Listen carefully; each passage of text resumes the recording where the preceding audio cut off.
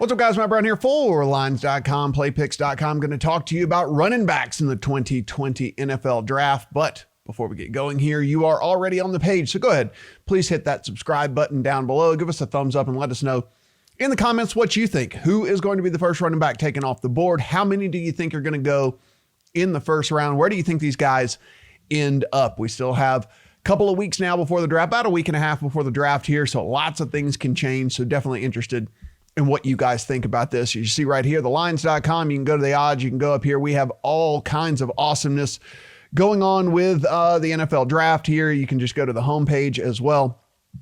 Click on this button right here, NFL draft, and it'll take you to all of our NFL draft coverage. But right now, let's talk about these running backs here. And this is first running back that's going to be taken off the board. You can see we have a nice little odds comparison thing here where you can take a look at the different odds for the different players. And, you know, you'll see it matches up with what we have over here at DraftKings, at FanDuel. I threw in PointsBet as well. If you want to take a look at PointsBet, that's also an option. Of course, BetMGM is on the page as well, sitting there with that. Now, one of the interesting things that we can look at over here, we talk about all the time about, you know, where we are trying to, you know, get the best odds here. And PointsBet is one of those that sometimes has a little bit different odds than other places. So just be sure and check out those guys as well. But first, let's compare these guys. Look, Deandre Swift seems to be the number one guy off the board in the majority of these mock drafts that are out there that actually have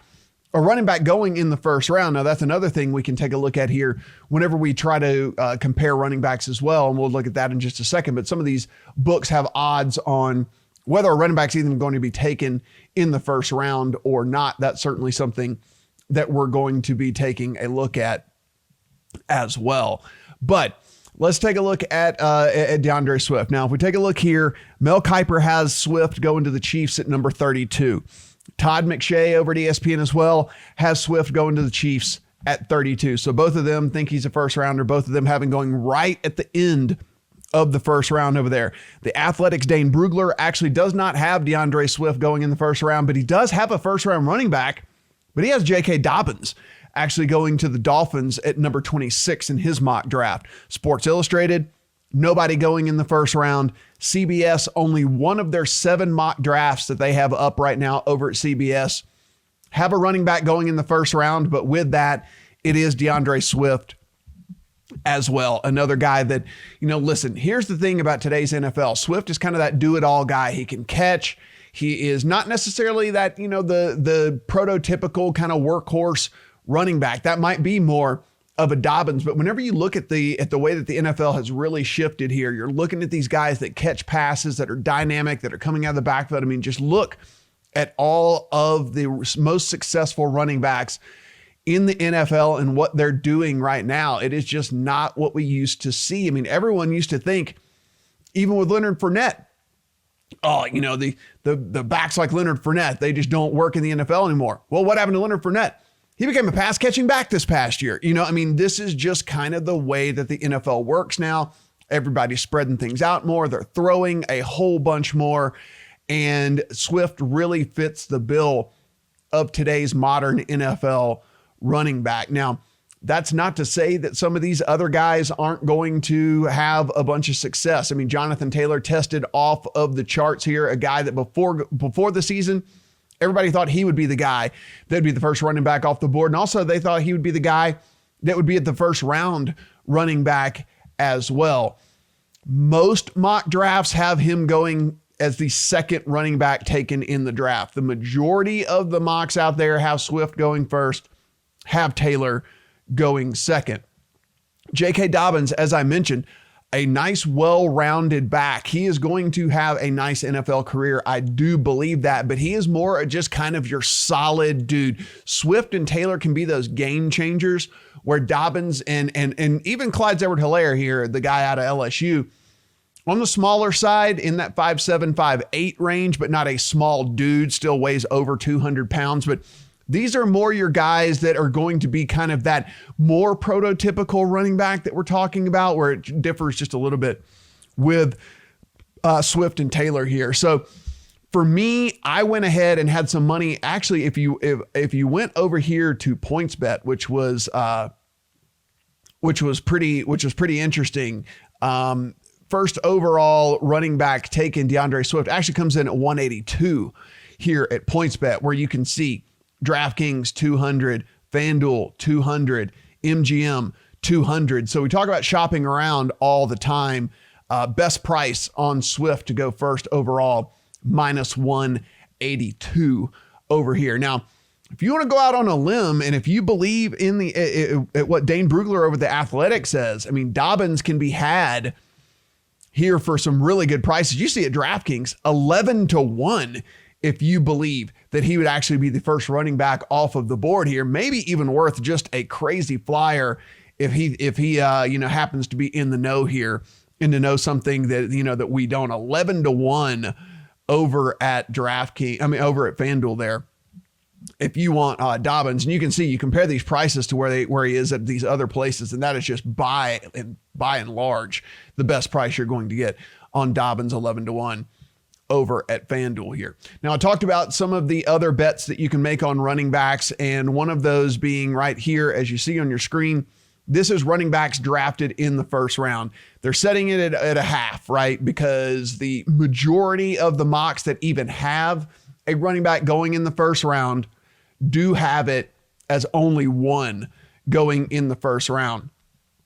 Over here at PointsBet, set at a half, minus 271 on the over, plus 200 on the under. Guys, there is a lot of steam out there as to there not being a running back taken in the first round in this draft. And if you take a look here, you're getting over 2-1 on the under. And the majority of the sentiment in this is, if you look at the teams that are going in the first round, especially the teams that are real, that might slightly have a need for a running back at all, there is just a much, much bigger need at other positions and at other places for them to fill these gaps here.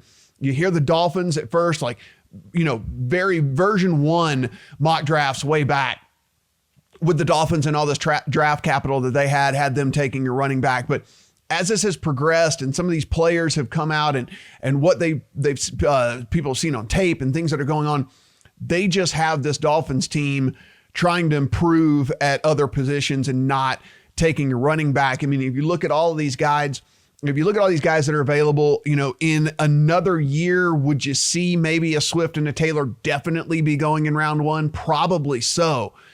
But with the way things are kind of set up this year and the way that the draft is lined up for these various teams out there, I think there's at least a little bit of value here at plus 215 on the under of there not being a running back taken in the draft, in the first round of the draft at all. I mean, you really just look at a couple of these teams. I mean, you have Kuiper and McShay that barely have a running back going in the first round at all, and that's falling all the way down to 32 at the Chiefs. Now, the Chiefs kind of are going to be able to take whatever they want really at that position, right? I mean, when they get all the way down to 32, they're probably going to take whatever player's best left on their board. When you look at how dynamic this Chiefs team is, could certainly benefit with a guy like Swift and would fit right in that offense. But again, that is the very last pick in the first round where they have him. Athletic has one going, but he's Dane's the only guy out there that I've seen anytime recently have Dobbins go in the first round. And then, as I mentioned, Sports Illustrated, nobody in the first round. CBS, 1 out of their 7 over at Yahoo did not have one in the first round. Another couple of mocks that I saw did not have a running back going in the first round. Now, some of these guys think that they know better than, the position of running back has been devalued over the course of the last few years in the NFL. Some of these guys are trying to be the smartest guy in the room and trying to do this out of principle that they don't want to put a running back in the first round because they think that you shouldn't be taking running backs in the first round. That being said, I think this does set up pretty interestingly this year for maybe us seeing a running back not going until early in the second round. So I think a little bit of value here on this. I certainly wouldn't be laying 275 on the over half. There's no doubt about that. Guys, we're going to have tons and tons of draft coverage here. All the positions are going to break down everything here. Going to have us a live stream as well that we're going to be covering the draft as it happens, updating you on all the props that are going on. So you don't want to miss that. So be sure and hit that subscribe button now so you know whenever videos go up and whenever we go live for sure. give us a thumbs up and let us know in the comment section, who do you think is the first running back off the board? Where do you think he goes? Is the over-under on a half of the first round a good bet or a bad bet? What do you think about that one? Let us know all these things, and we will certainly keep you guys up to date on all of these changing odds as well.